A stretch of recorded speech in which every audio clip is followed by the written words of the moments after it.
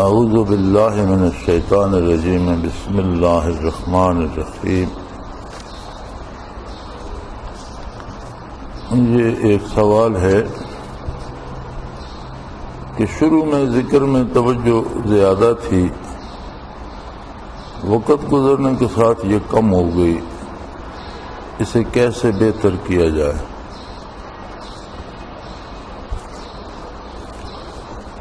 انسانی مزاج ہے، جب وہ کوئی نئی بات یا نئی چیز کے بارے سنتا ہے یا جانتا ہے تو فطرتاً ایک تجسس اس میں پیدا ہوتا ہے، اسے جاننا چاہتا ہے، سمجھنا چاہتا ہے۔ تو جب تک وہ تجسس قائم رہتا ہے اسے سمجھنے کی، جاننے کی کوشش کرتا ہے، اور اکثر اوقات ایسا ہوتا ہے کہ جب وہ سمجھ لیتا ہے یا جان لیتا ہے تو وہ جو ایک فطری تجسس تھا وہ ختم ہو جاتا ہے، اور پھر اس طرف توجہ کم ہونے لگتی ہے۔ یہ ایک انسانی مزاج ہے، روٹین ہے، یہ صرف ذکر میں نہیں ہے، دنیا کے باقی معاملات میں بھی ہے۔ کوئی نئی مشین آتی ہے، کوئی نیا ٹی وی سیٹ آتا ہے، کوئی نیا ٹیلی فون سیٹ آتا ہے، جن لوگوں کے پاس گاڑیاں ہیں کوئی نئی قسم کی گاڑی آتی ہے تو انہیں بڑا تجسس ہوتا ہے، لیکن جب وہ چیز مل جائے، وہ ٹیلی فون خرید لیں یا وہ گاڑی ان کے پاس ہو تو وہ اہمیت اس کی نہیں رہتی۔ اسی طرح جو لوگ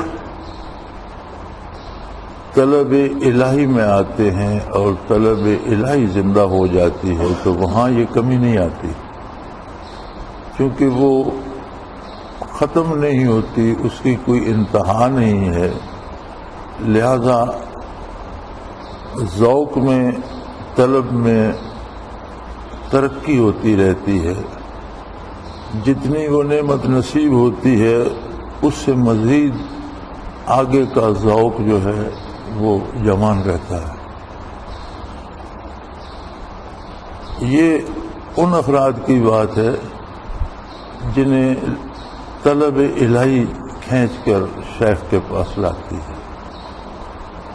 اور جو بندہ ایک عجیب سی بات سن کر آتا ہے کہ چلیں دیکھیں یہ کیا ہے،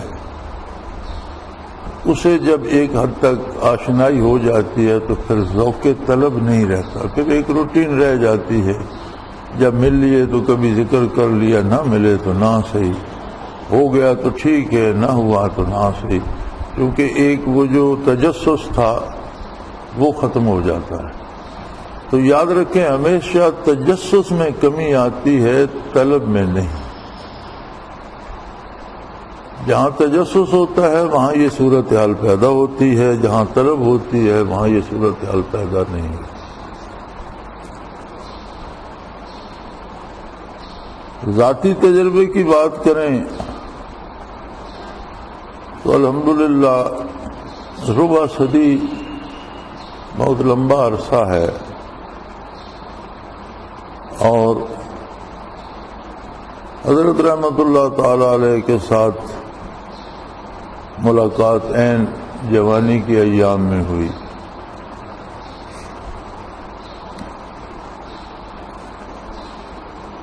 تو جوانی کا عرصہ انسان کا جو ہوتا ہے وہ کچھ صحیح اور مستقل فیصلوں کا نہیں ہوتا، وقت کے بدلنے کے ساتھ ساتھ مزاج بدلتا رہتا ہے، سوچیں بدلتی رہتی ہیں، لیکن وہ جو چوٹ دل پہ پڑی تھی پہلی ملاقات میں، یہ اللہ کریم کا احسان ہے کہ وہ آج بھی زندہ ہے، اور جب کبھی بھی حضرت سے ملے ہوئے ایک ہفتہ گزر جاتا تو طبیعت پریشان ہو جاتی تھی، جیسے بھوک لگتی ہے، پیاس لگتی ہے، اس طرح سے ملاقات کو جی چاہنے لگتا تھا. اور جب ملاقات ہوتی حاضر ہوتے وہاں آج کل کی طرح تو کنوینس نہیں تھی، ہمارے پاس اپنی گاڑیاں بھی نہیں تھیں، بسیں وغیرہ بھی آج کل کی طرح نہیں تھیں، تو پہنچنے میں تقریباً دن خرچ ہو جاتا تھا. عموماً یہ ہوتا تھا کہ یہاں سے صبح ناشتہ کر کے نکلے تو عصر کی نماز کے وقت وہاں پہنچے، اور پھر وہاں سے صبح نکلے تو عصر کو یہاں پہنچے. تو ایک رات کا قیام مل جاتا، یہ 2 راتیں مل جاتی. تو ایک جس طرح بھوکے کو کھانا مل جاتا ہے، پیاسے کو پانی مل جاتا ہے، ایک طرح سے طبیعت میں وہ بات آ جاتی ہے. جب واپس آتے تو پھر وہ طلب شروع ہو جاتی ہے، اور پھر بمشکل ہفتہ گزرتا تو پھر ہم چل پڑتے. تو اللہ نے ذکر بھی نصیب فرمایا، مراقبات بھی ہوئے، لیکن ایک طلب جو ملاقات کی، پاس بیٹھنے کی اور ان کیفیات کی، اور اس میں ایک جو لطف ہوتا تھا وہ بڑھتا رہا.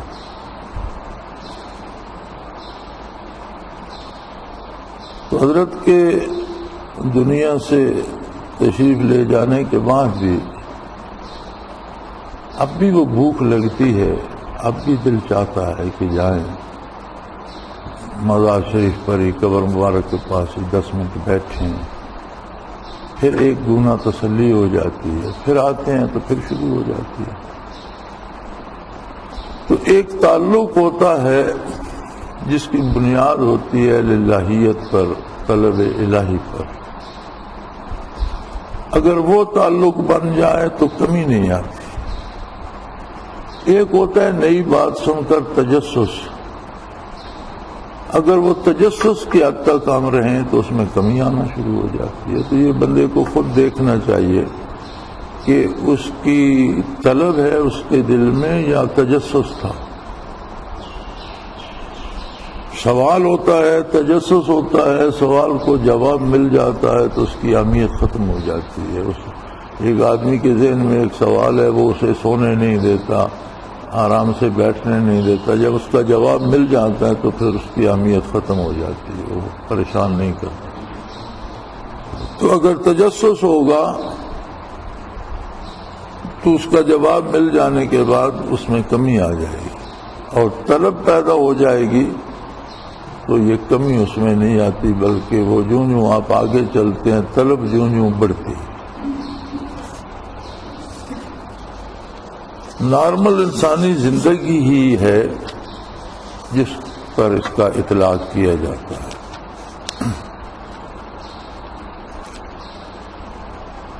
یہ ایک سوال ہے، جب عرشی منازل شروع ہو جائیں تو روح اپنے سبق پر توجہ دیتے وقت ترقی کرتی ہے یا ہر لمحے ترقی ہوتی رہتی ہے؟ اس کے متعلق وضاحت کی درخواست ہے کہ کس طرح زیادہ فائدہ حاصل کیا جا سکے. ترقی کا انحصار اتباع شریعت پر ہے. اگر ایک آدمی کاروبار حیات چھوڑ دے، دنیا سے الگ ہو جائے، گوشہ نشین ہو جائے اور رات دن متوجہ رہے تو ترقی نہیں ہوگی. جہاں ہے وہاں روح رہے گی، اس میں روشنی بڑھتی رہے گی، انوارات بڑھتے رہیں گے، طاقت بڑھتی رہے گی، ترقی نہیں ہوگی. ترقی کا انحصار اتباع شریعت پر ہے. ورنہ انبیاء اس بات کے سب سے زیادہ مستحق تھے کہ جنہیں وحی الہی نصیب ہوتی ہے، مکالمہ الہی نصیب ہوتی ہے اور انتہائی قرب الہی نصیب ہوتا ہے تو وہ اسے لے کر گوشہ نشین ہو جاتے، کسی سے بات ہی نہ کرتے. ان کا ہر لمحہ قرب الہی میں بسر ہوتا رہتا. لیکن آپ دیکھتے ہیں آدم علیہ نبینا علیہ الصلوۃ والسلام سے لے کر حضور آقا نامدار صلی اللہ علیہ وسلم تک ہر لمحہ جو ہے ہر نبی کا احکام الہی کی تکمیل میں بسر ہوتا ہے. اور اگر تھوڑی سی توجہ کی جائے قرآن حکیم پر اور اس وقت کے معاشرے پر،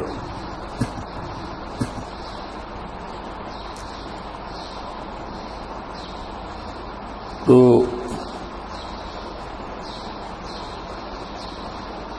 حقیقت تو بہت دور کی بات ہے، لیکن آدمی کم از کم ایک اندازہ کر سکتا ہے کہ کس معاشرے میں نبی کریم صلی اللہ علیہ وسلم کیا ارشاد فرما رہے ہیں۔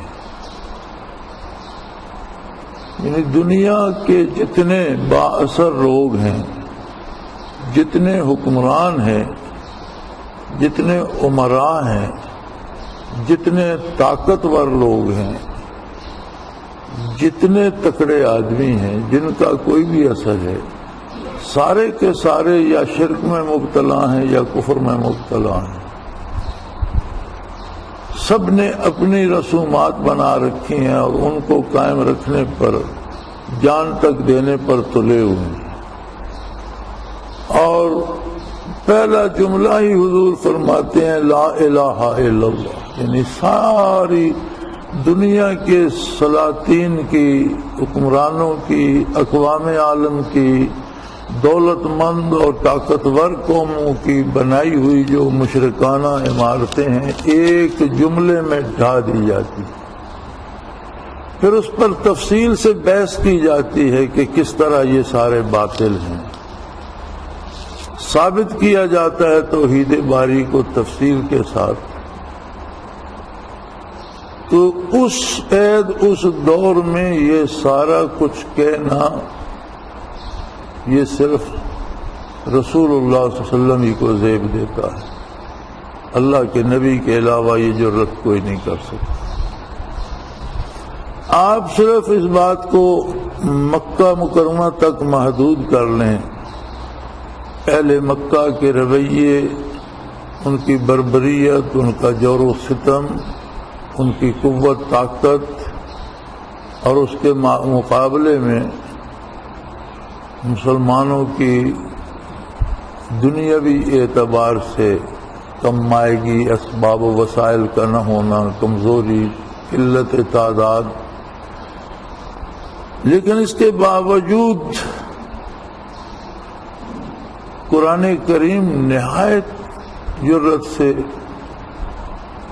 پوری قوت سے رد کرتا ہے ان کے سارے فلسفے کو، اور نبی کریم صلی اللہ علیہ وسلم سر عام اس کی اشاعت فرماتے ہیں۔ تو روحانی ترقی کا راستہ یہ ہے کہ کفر و شرک، بے دینی کا رد کیا جائے عملی زندگی میں، اور توحید باری اور اطاعت پیغمبر صلی اللہ علیہ وسلم کو ثابت کیا جائے، نہ صرف قول سے بلکہ عمل سے۔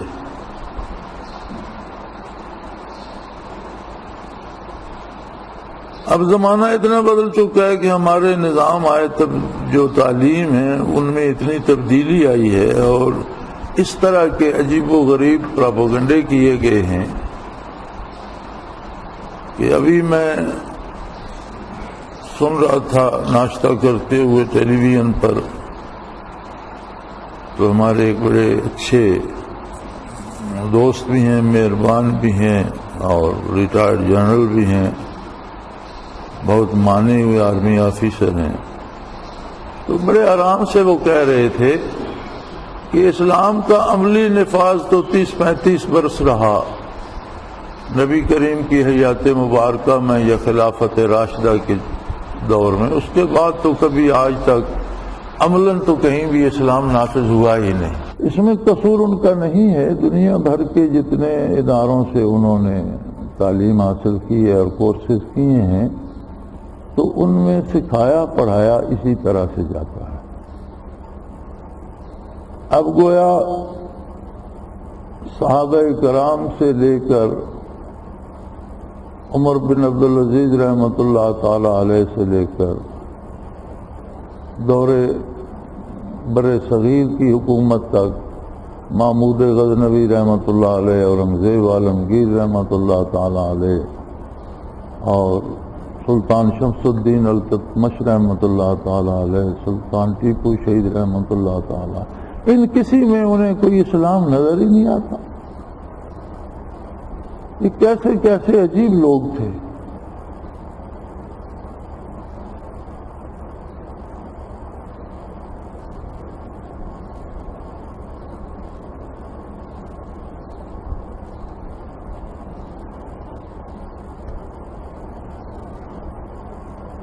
اور ان کی سوانح پہ نظر ڈالی جائے تو باوجود اس کے کہ مغربی مورخین نے بہت مسخ کیا ہے، لیکن پھر بھی ان کی زندگیوں میں ایسے ایسے لطیف واقعات ملتے ہیں، اور اسلام سے اور اللہ کے رسول سے محبت کی وہ مثالیں ملتی ہیں۔ اور بڑی عجیب بات ہے، یہ حقیقت بھی بھول جاتے ہیں کہ یہ لوگ چونکہ ایک لیول سے اوپر چلے جاتے ہیں اور انہیں غریب آدمی کا پتہ نہیں ہوتا۔ آج بھی ان دیہات میں، ان جنگلوں میں پھر کر دیکھیے تو غریب آدمی آج بھی اسلام پر زندگی گزار رہا ہے اور اس پر جان دینے کو تیار ہے۔ کوئی حکومت کی رکاوٹ نہیں ہے، لیکن ان دیہات میں، ان جنگلوں میں کسی سے کہیں بغیر نکاح کے کسی خاتون سے تعلق رکھ کے دیکھیں، کہیں 7 پردوں میں گناہ کرتا ہوگا تو کرتا ہوگا، لیکن اسے سرے عام کوئی اجازت نہیں دیتا۔ یہاں تک کہ لوگ سود کھاتے ہیں، سود خوار ہیں، لیکن کسی میں یہ جرت نہیں ہے کہ وہ میدان میں کھڑا ہو کر کہے کہ میں سود لیتا ہوں۔ جس سے پوچھو وہ قسمیں کھاتا، جی نہیں میں سود نہیں لیتا۔ کیوں؟ معاشرے کا دباؤ ہے، حکومت کی رکاوٹ تو کوئی نہیں ہے۔ لوگ جو ہیں وہ خلاف اسلام کو پسند نہیں کرتے۔ ہمارا مسئلہ عام آدمی پر اسلام کو نافذ کرنا ہرگز نہیں ہے۔ پاکستان میں نفاذ اسلام سے مراد یہ نہیں ہے کہ عام آدمی اسلام پر عمل نہیں کرتا، اسے عمل کرایا جائے۔ حالانکہ ٹی وی پہ ہمیشہ یہی تشریح ہوتی ہے۔ رات بھی ایک مذاکرہ ہو رہا تھا، اس میں بھی ایک دانشور فرما رہے تھے کہ جب لوگ خود ہی اسلام پر عمل نہیں کرتے تو حکومت کیا کر سکتی ہے؟ لوگ اسلام ہی پر عمل کرتے ہیں۔ نفاذ اسلام سے صرف یہ مراد ہے کہ عام آدمی کے اور حکومت کے جو تعلقات ہیں وہ اسلامائز کیے جائیں۔ نفاذ اسلام سے آج بھی یہ مراد نہیں ہے کہ عام آدمی کو اسلام سکھایا جائے۔ ہر آدمی، ایک خاص طبقہ ہے ایک لائن سے اوپر جس کے پاس وسائل ہیں اور جو عیاشی میں مبتلا ہے، اسے چھوڑ دیں۔ یہ جو 98% یا 95-96% جو طبقہ ہے جس پہ صرف حکومت کی جاتی ہے، جس کی حکومت میں کوئی مداخلت نہیں ہے، ان کو دیکھیں تو انہیں آپ کو اسلام سکھانے کی یا انہیں یہ آمادہ کرنے کی ضرورت نہیں ہے کہ اسلام کے مطابق زندگی گزاریں۔ ان کا مسئلہ یہ ہے کہ جب یہ عدالت میں جاتے ہیں، چوکی تھانے پہ جاتے ہیں، کارڈ بنوانے جاتے ہیں، ووٹ دینے جاتے ہیں، حکومتیں بنتی ہیں، تو انہیں صرف استعمال کیا جاتا ہے، یعنی تعلق جو حکومت اور عام آدمی کا ہے اسے بھی اسلامائز کیا جائے۔ حالانکہ رات بھی وہ دانشور تشریح کر رہے تھے کہ جب لوگ خود ہی اسلام پر عمل نہیں کرتے تھے اس میں حکومت کیسے زبردستی کرا سکتی ہے۔ پہلی بات تو یہ ہے کہ یہ تشریح بھی غلط ہے۔ حکومت اگر مسلمانوں کی ہے اور مسلمان ہے تو اس کے ذمہ واجب ہے کہ جو کلمہ پڑھتا ہے اس سے حکماً اسلام پر عمل کرائے۔ اسلام قبول کرنے یا نہ کرنے کی آزادی ہے۔ اسلام قبول کرنے کے بعد حکومت کو حکماً اس بندے کو اسلام پر عمل کرانا ہے۔ ترک صلاۃ کی، نماز چھوڑنے کی بھی سزا ہے، روزہ توڑنے کی بھی سزا ہے۔ اسلام کے خلاف کوئی قدم کرے گا تو اس پہ سزا ہے، عدالت میں جائے گا، قاضی کے پاس جائے گا۔ یہ غلط ہے کہ حکومت نہیں، کہ حکومت کو کرانا چاہیے، لیکن اسے چھوڑ دیں۔ اصل ہمارا مسئلہ یہ نہیں ہے کہ عام آدمی اسلام پر عمل نہیں کرتا۔ ہمارا مسئلہ یہ ہے، نفاذ اسلام سے مراد یہ ہے کہ حکومت اور عوام کا جو رشتہ ہے وہ بھی شریعت کے مطابق ہونا چاہیے۔ تو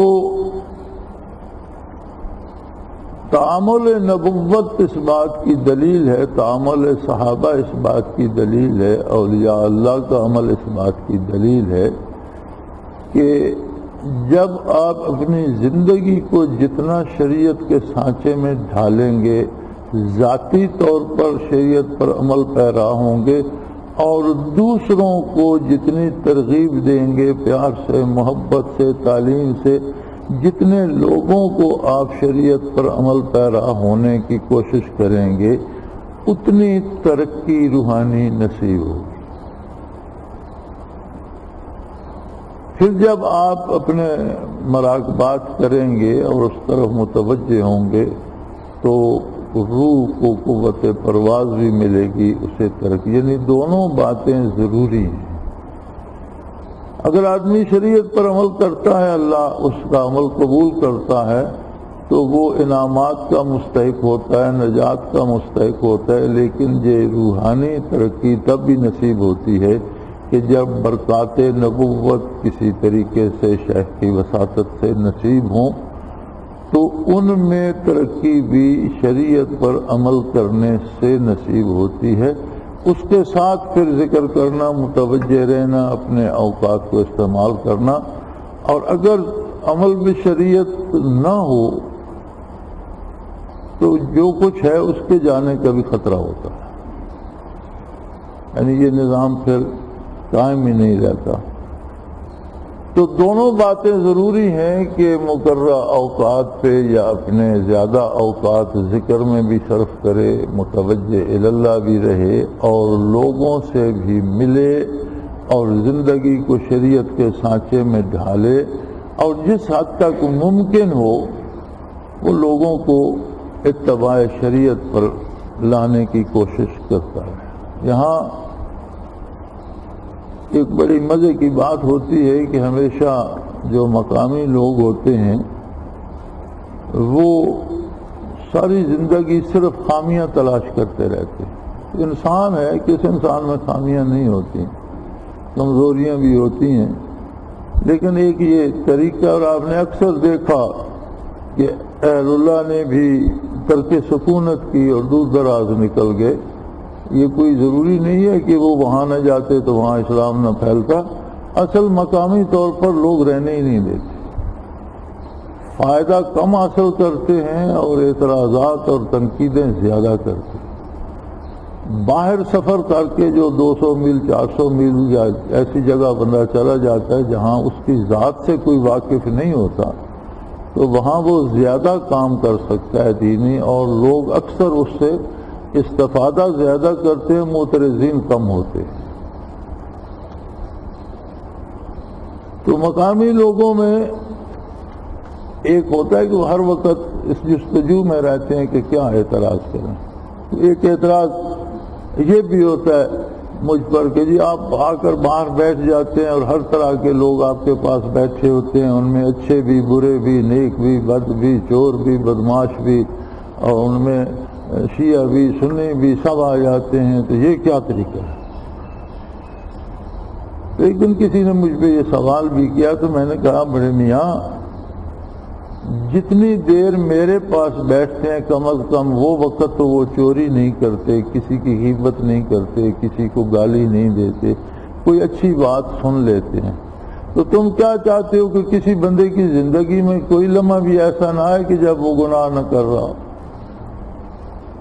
کوئی خوش وقت ہوتا ہے تائب ہو جاتا ہے، کوئی خوش وقت ہوتا ہے اسے ذکر نصیب ہو جاتا ہے۔ کم از کم کتنے ایسے ہیں کہ جو کبھی نماز نہیں پڑھتے تھے، یہاں آتے ہیں، بیٹھتے ہیں، نماز کا وقت ہوتا ہے اس سے نماز بھی پڑھاتے ہیں، چلو کوئی ایک آدھ تو انہیں نصیب ہو جاتی ہے، کچھ پکے نمازی بن جاتے ہیں۔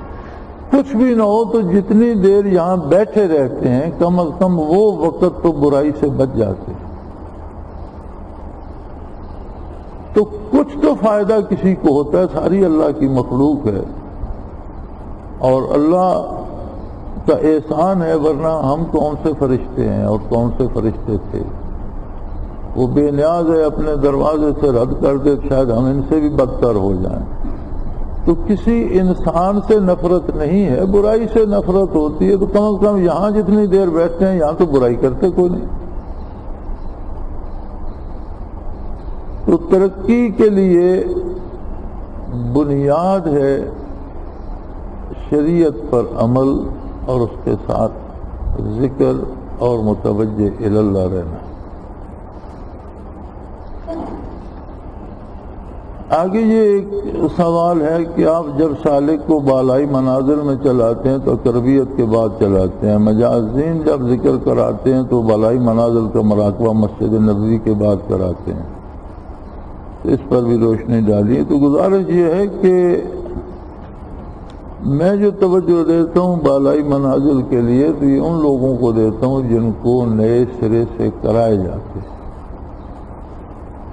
تو چونکہ بالائی منازل انہی لوگوں کو کرائے جاتے ہیں جنہیں پہلے سالک المجذوبی تک مراقبات پہ پوری صلاحیت حاصل ہو جائے اور سالک المجذوبی کی آخری منزل تک ان کے مراقبات راسخ ہو جائیں، اس کے بعد بالائی منازل کرائے جاتے ہیں۔